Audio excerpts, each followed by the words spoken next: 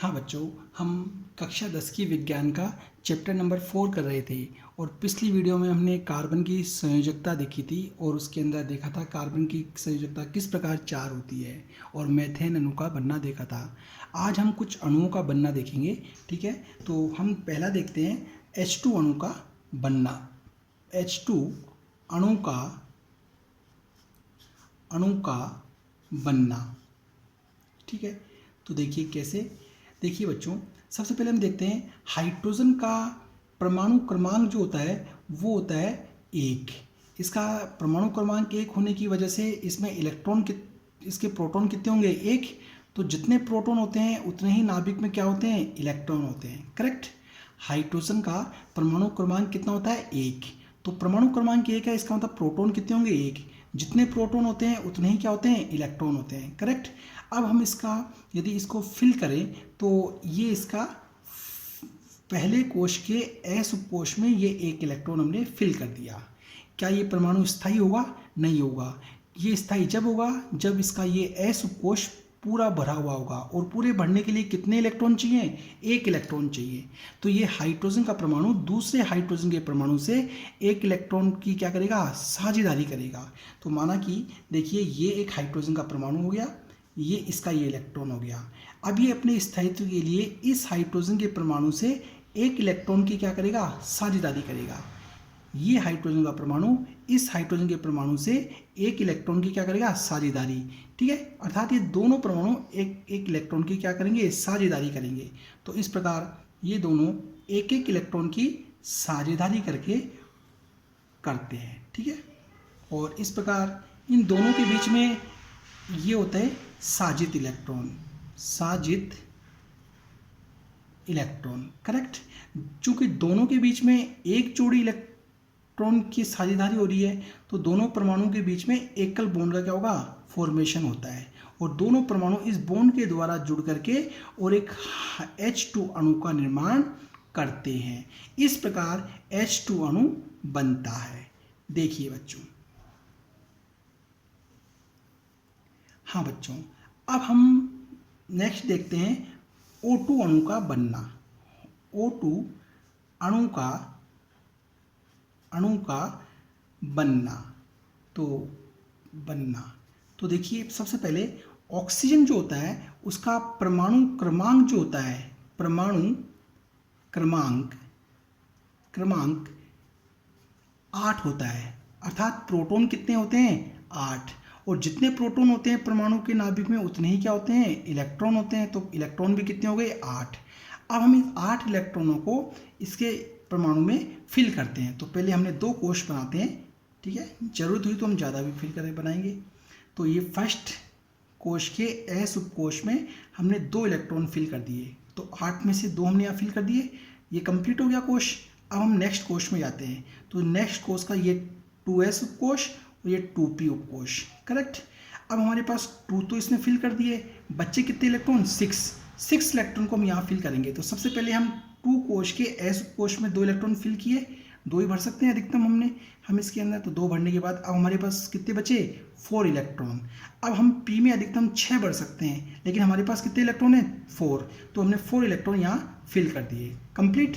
क्या ये परमाणु स्थायी है? नहीं है, बिकॉज ये भी कक्षक पूरा भरा हुआ है, ये कक्षक पूरा भरा हुआ है, लेकिन पी कक्षक पूरा भरा हुआ नहीं है। तो पी कक्षक को भरने के लिए ये ऑक्सीजन का परमाणु दूसरे ऑक्सीजन के परमाणु से क्या करेगा? 2 इलेक्ट्रॉन की साझेदारी करेगा, क्योंकि इसको पी को भरने के लिए कितने इलेक्ट्रॉन चाहिए? 2। अधिकतम 6 भर सकते हैं, इसके पास 4 हैं, तो 2 इलेक्ट्रॉन चाहिए, ठीक है। तो अब ये 2 इलेक्ट्रॉन की साझेदारी करेगा।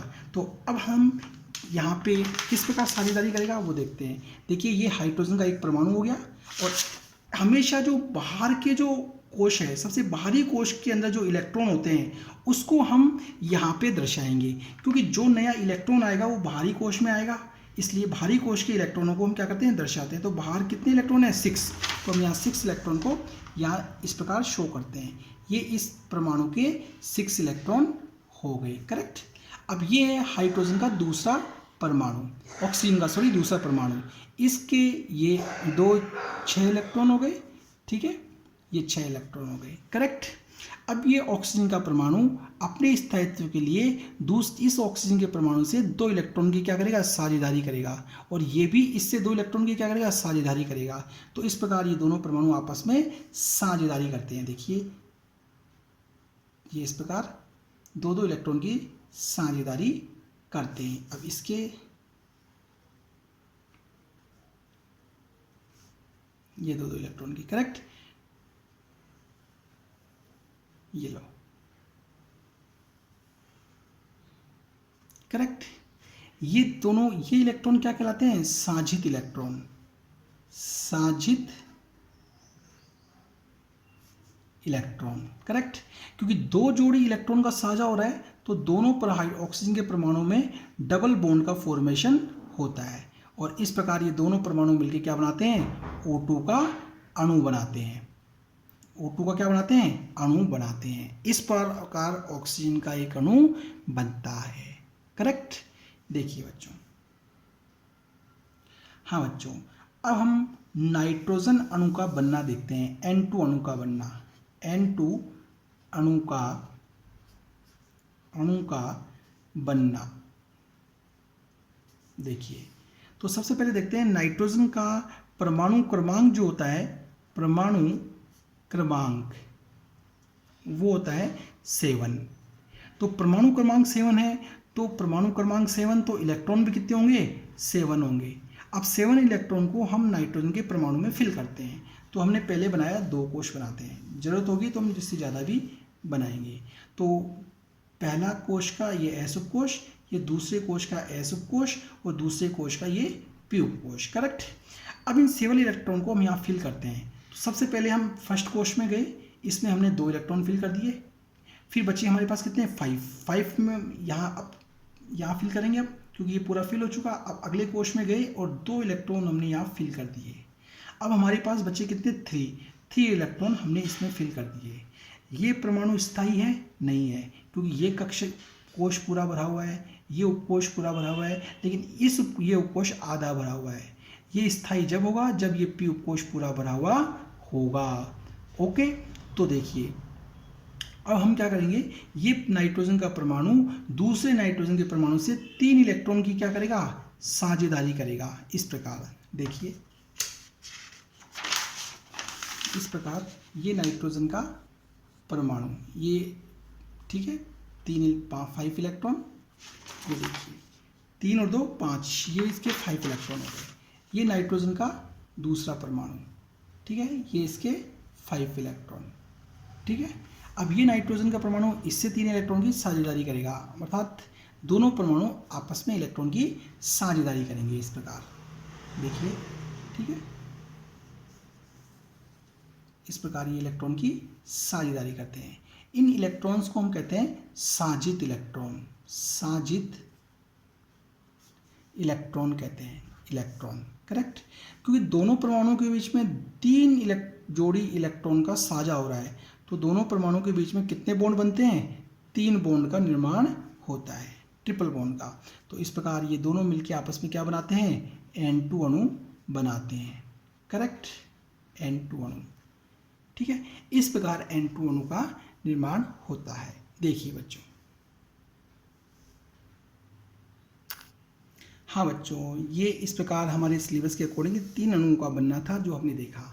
अब हम देखते हैं कार्बन की प्रकृति। कार्बन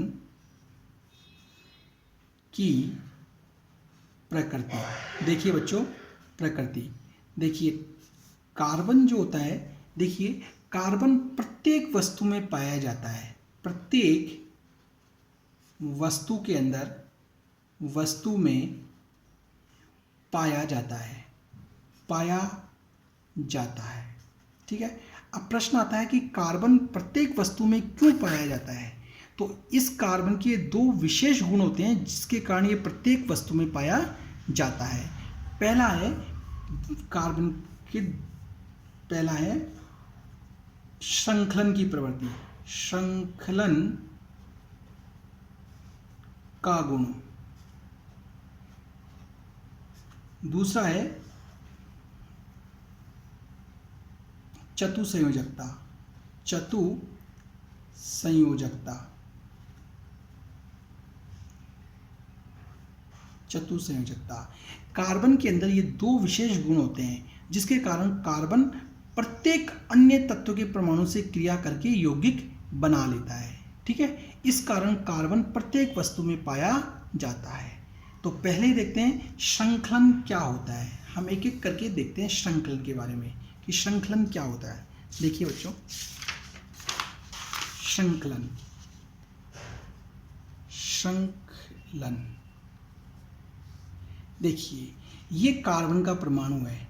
इस कार्बन के परमाणु में बंध के द्वारा दूसरे कार्बन के परमाणु से जुड़ने की प्रवृत्ति होती है। फिर ये कार्बन का परमाणु बंध के द्वारा दूसरे कार्बन के परमाणु से जुड़ सकता है। ये कार्बन बंध के द्वारा तीसरे कार्बन के परमाणु से जुड़ता है। इस प्रकार कार्बन के परमाणु में बंध के द्वारा एक दूसरे कार्बन के परमाणु से जुड़कर एक लंबी श्रृंखला बनाने का जो एक गुण होता है, इसे हम कहते हैं श्रृंखलन। क्या होता है श्रृंखलन? देखिए, कार्बन के परमाणु में बंध के द्वारा दूसरे कार्बन के परमाणु से जुड़ करके एक लंबी श्रृंखला बनाने का जो गुण होता है, इसे हम कहते हैं श्रृंखलन। ठीक है, देखिए बच्चों, तो हम किस लिख सकते हैं? कार्बन परमाणु में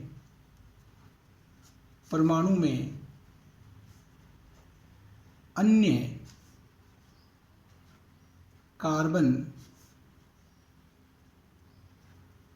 परमाणु से जुड़कर लंबी श्रृंखला बनाने का गुण पाया जाता है, इसे श्रृंखलन कहते हैं। ठीक है, तो श्रृंखलन क्या होता है? श्रृंखलन कार्बन में बंध के द्वारा अन्य कार्बन से जुड़ करके लंबी श्रृंखला बनाने का जो गुण होता है, उसे हम कहते हैं श्रृंखलन। करेक्ट। अब कार्बन से जुड़ करके तीन प्रकार की श्रृंखलाएं बनाता है। कौन कौन सी बनाता है वो हम यहाँ देखेंगे। देखिए प्रकार, पहला, कार्बन से जुड़ करके एक लंबी सीधी श्रृंखला बनाता है। सीधी श्रृंखला, करेक्ट। इसी प्रकार कार्बन से जुड़ करके एक शाखित श्रृंखला का निर्माण करता है। ठीक है, इस प्रकार शाखित श्रृंखला का निर्माण करता है। शाखित श्रृंखला, ठीक है। और इसी प्रकार तीसरे प्रकार की कार्बन से जुड़ करके इस प्रकार एक वलय के रूप में भी श्रृंखला बनाता है। ठीक है, ठीक है, तो इसे कहते हैं वलय श्रृंखला।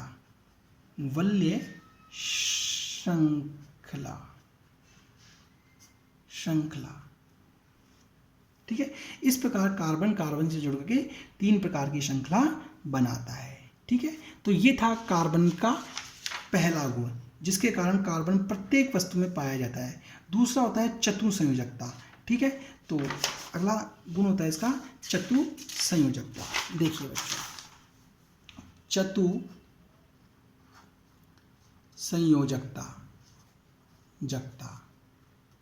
चतुसंयोजकता। देखिए, कार्बन की 4 संयोजकता होती है। इसके बारे में हमने पहली वीडियो के अंदर डिस्कस कर लिया था कैसे होती है 4 संयोजकता।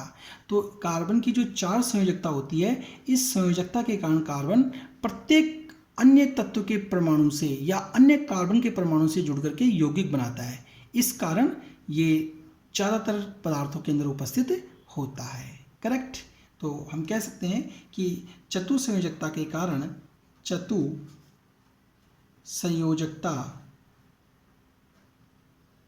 चतुसंयोजकता के कारण अन्य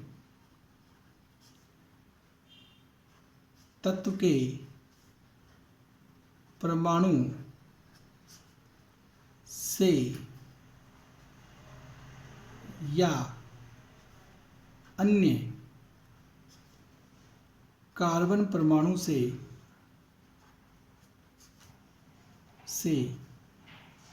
जुड़कर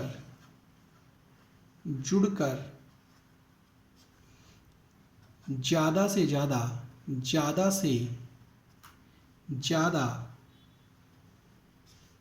यौगिक